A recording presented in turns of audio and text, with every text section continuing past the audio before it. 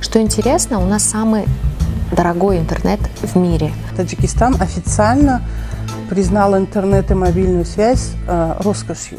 На вас подобным образом давили? Это просто смерть. Реал или Милан все-таки? Это вопрос, который не оставляет меня нигде. В Таджикистане женщина может стать президентом? Почему бы нет?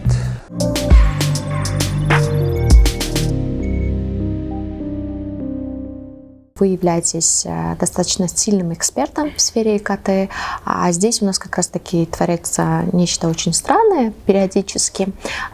И в первую очередь волнует именно тема несоответствия качества и цены на интернет. Наша страна в мировом рейтинге занимает 122 место по скорости мобильного интернета и 110 по проводному интернету. Что интересно, у нас самый дорогой интернет в мире. За гиг мы платим около $4, а если помните, совсем недавно хотели даже повысить до 6,5. Есть ли у вас какое-то предложение, как сделать так, чтобы, может, урезать где-то, чтобы не было слишком накладно для потребителей? Я бы его с удовольствием сама задала некоторым нашим представителям государственных структур, которые отвечают за развитие, подчеркиваю, технологий, за развитие всех сфер через технологии. На самом деле сейчас ситуация со знаком минус.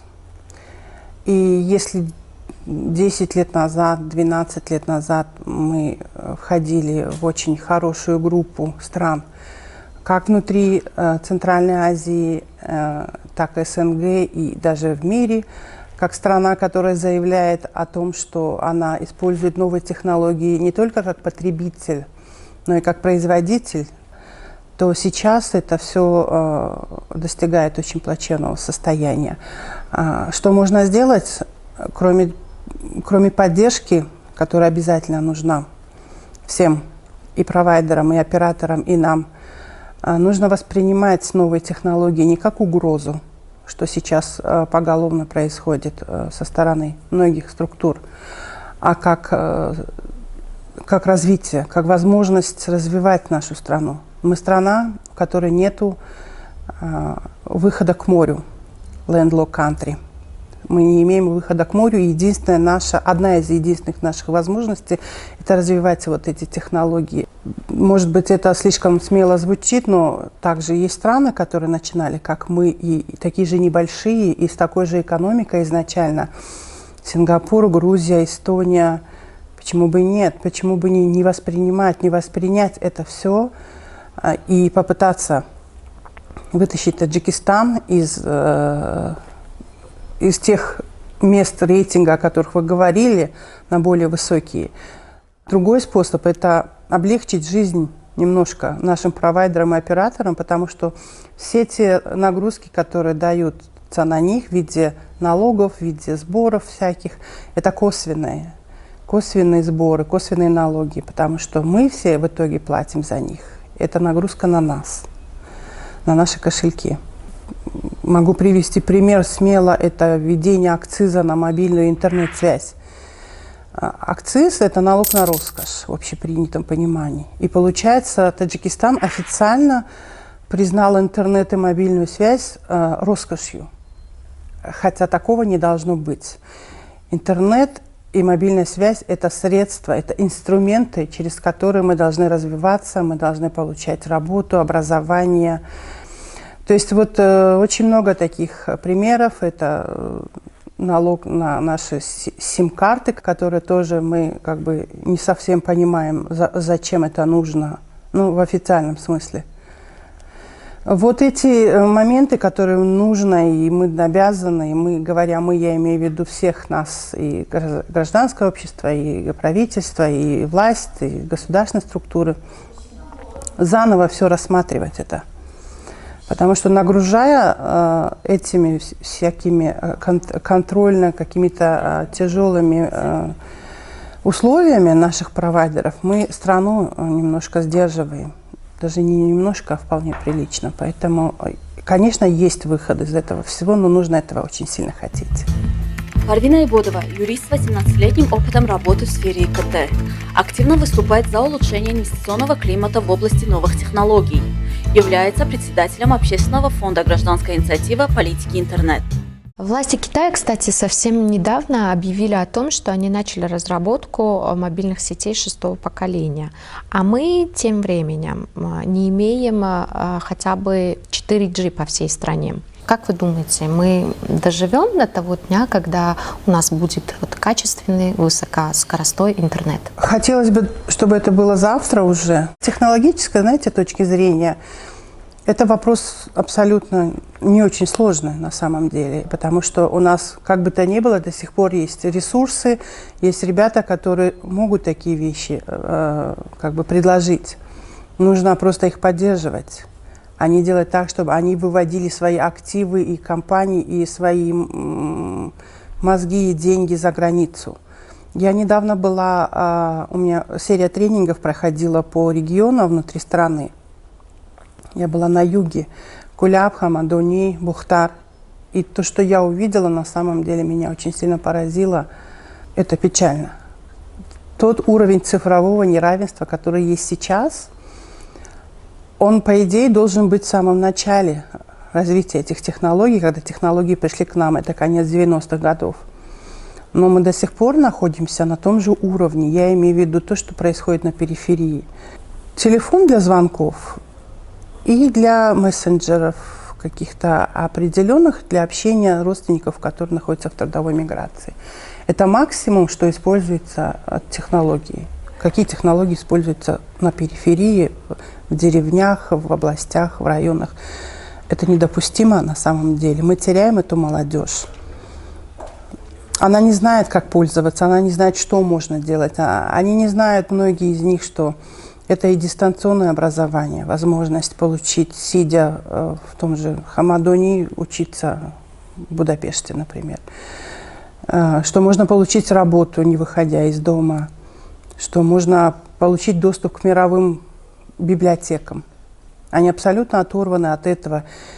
И, естественно, угроза огромная. И когда наши представители, некоторые власти сетуют на то, что ребята используют интернет в нехороших целях, но надо их научить, надо им помогать, надо им привести это все. У них этого нету.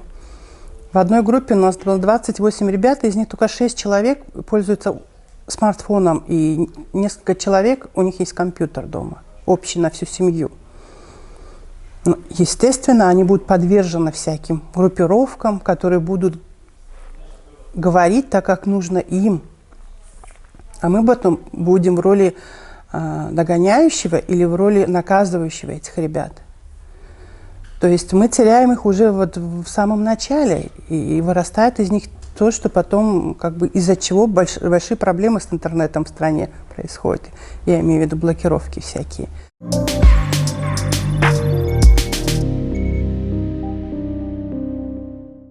И вот этой весной, когда был очень жаркий спор вокруг повышения цен на мобильную связь и на интернет, вы были, скажем, в числе первых, кто выступил против.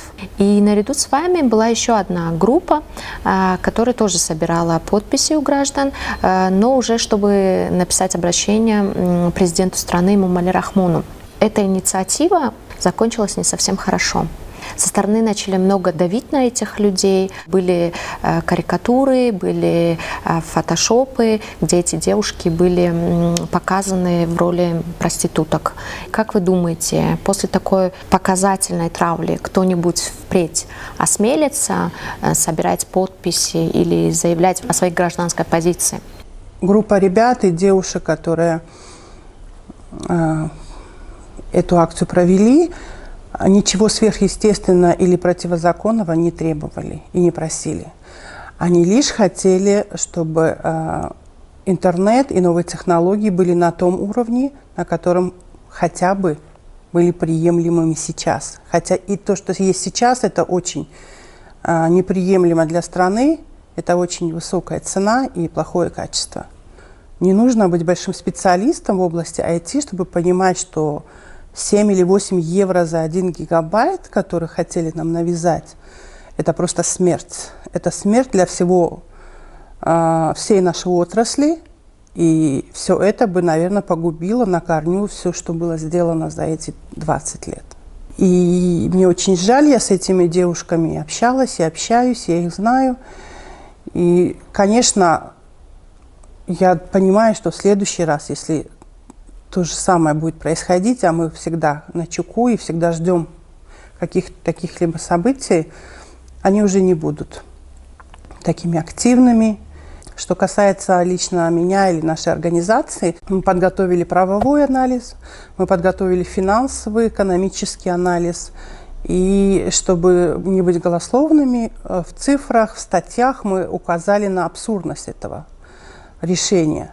Были отправлены эти письма как самому органу, затеявшему эту инициативу, так и в исполнительный аппарат президента, Генеральную прокуратуру и омбудсмену по правам человека, потому что доступ в интернет, доступ к информации через интернет уже официально является фундаментальным правом человека, который признал ООН.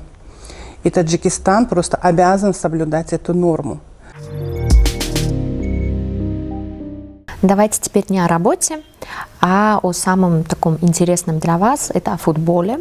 Как я знаю, вы являетесь основателем очень популярной группы «Футбол – это жизнь».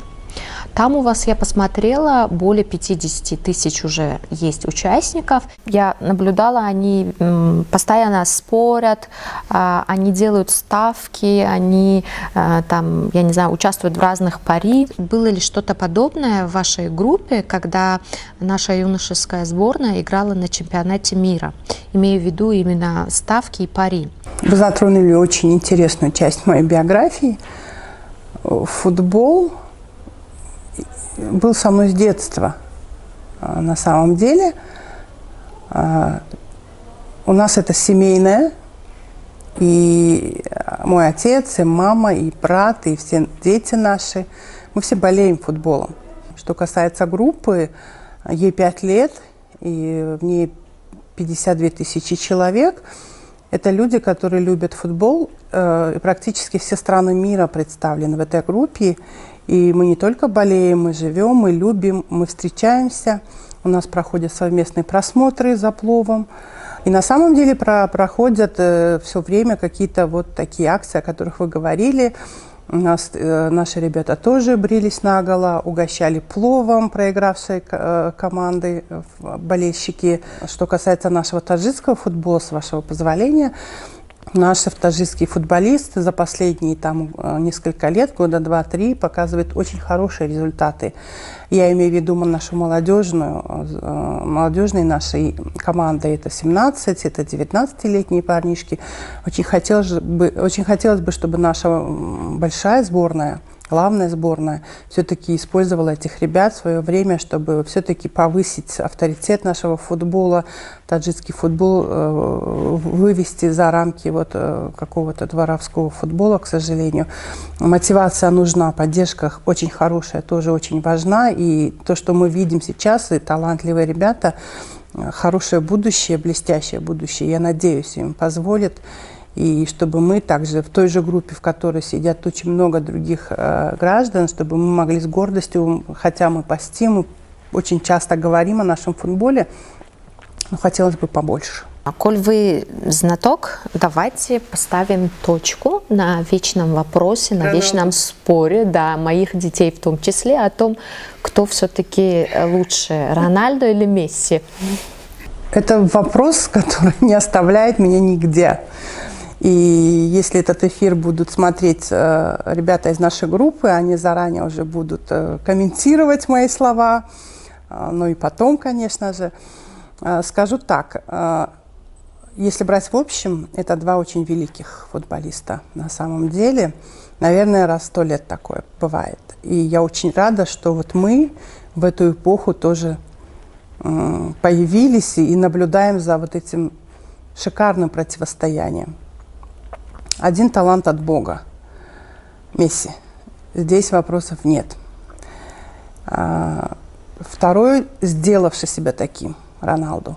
это люди, которые доказывают ежедневно, что когда ты хочешь, ты этого достигаешь. Но если уже выбирать персонально, конечно же, я выбираю Роналду. Потому что я начала смотреть на него, когда он играл в Манчестер Юнайтед. Это одна из моих любимых команд.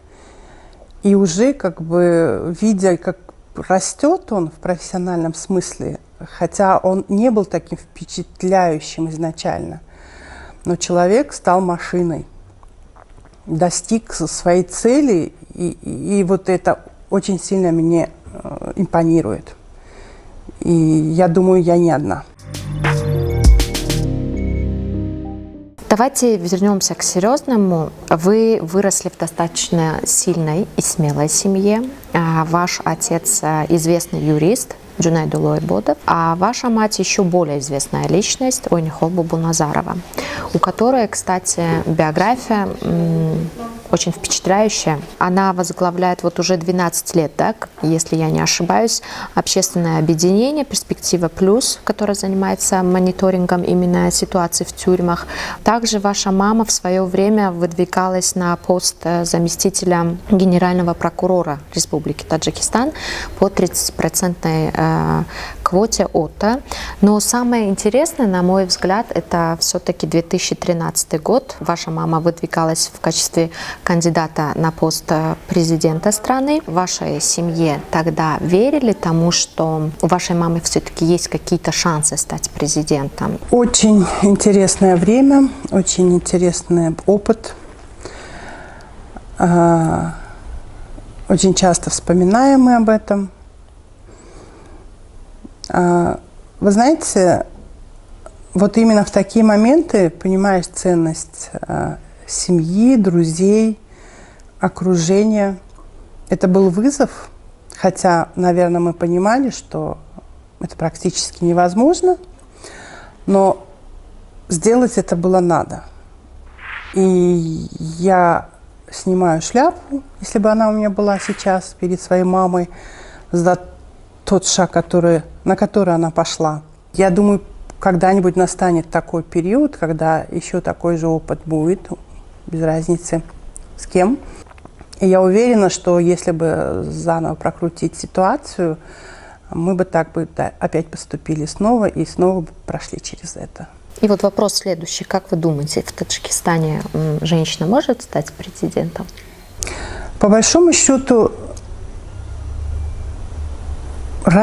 половая разница нигде не должна быть каким-либо препятствием вообще. И ум, способность, дипломатичность не зависит от этого. Конечно, хотелось бы. Теоретически, конечно, это возможно. Что касается практической стороны, очень сложно отвечать на этот вопрос. Но почему бы и нет? Может быть, в следующий раз, не в 2020 году, а через следующие выборы мы, может быть, и получим женщину-кандидата, как минимум, который пройдет почти до финала. Это уже хорошо. У вас был пост недавно в Фейсбуке, где вы писали следующее. «Внутри страны критикую и буду критиковать власть и некоторых ее представителей, но за ее пределами, за родину горой». Были действительно такие случаи, когда приходилось стоять горой за Таджикистан? Если да, то когда и почему? Я по своей профессии часто езжу на большие мероприятия. И бывает так, что сталкиваешься вот с такими моментами, когда то ли из-за того, что у людей неполная информация, то ли из-за того, что специально так проводится политика. Вот бывают такие реплики, такие моменты, когда приходится отвечать и приходится оправдываться. Из последнего, что вы спрашиваете, могу привести примерно. Относительно недавно мы были в одной из стран соседей, и представители Туркменистана посетовали на то, что у нас большие проблемы из-за того, что постоянно с проводами что-то случается. Пришлось апеллировать тем, что не Туркменистану об этом говорить. Пусть это банально звучит, но это так. И на самом деле, зная, что у нас есть потенциал, зная, что мы можем достигать лучшего, очень неприятно слышать такие вещи за пределами. Поэтому я написала этот пост как раз-таки на другой международной конференции, где также говорили, что у Таджикистана очень плохие показатели. И вот последний вопрос традиционный снова. В чем сила все-таки нашего общества? На данном этапе мы любим Родину. Вот эта любовь, она проявляется у всех по-разному. Кто-то хочет здесь работать безотносительно зарплаты и положения своего. Кто-то уезжает и пытается оттуда помочь. Это тоже помощь, это тоже патриотизм. Что касается меня лично, семья, мои родители, мои близкие люди, которые в любой ситуации рядом, независимо от того, что происходит.